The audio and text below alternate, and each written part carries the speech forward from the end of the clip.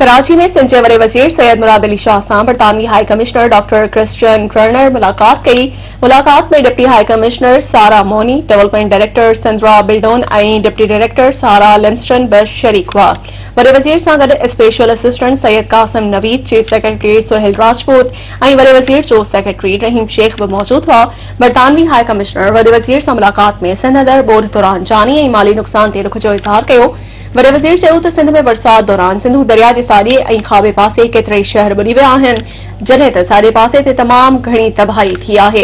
वॾे वज़ीर चयो त हिन वक़्तु सिंध हुकूमत खे ख़ैमनि ऐं मच्छरदानियुनि जी वॾी ज़रूरत आहे।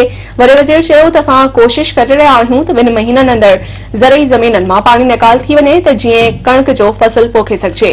उन मौक़े ते बरतानवी हाई कमिश्नर चयो त 50 कंटेनर्स, शेल्टर ऐं प्लास्टिक शीट्स जूं 2 हफ़्तनि में कराची पहुचाया वेंदा। हुन चयो त बरतानवी हुकूमत सिंध में मुतासिरनि जी बहाली लाइ मदद कंदी। आलमी बिरादरी खे बि पाकिस्तान में ॿोॾि मुतासिरनि जी मदद लाइ अॻिते अचणु घुरिजे।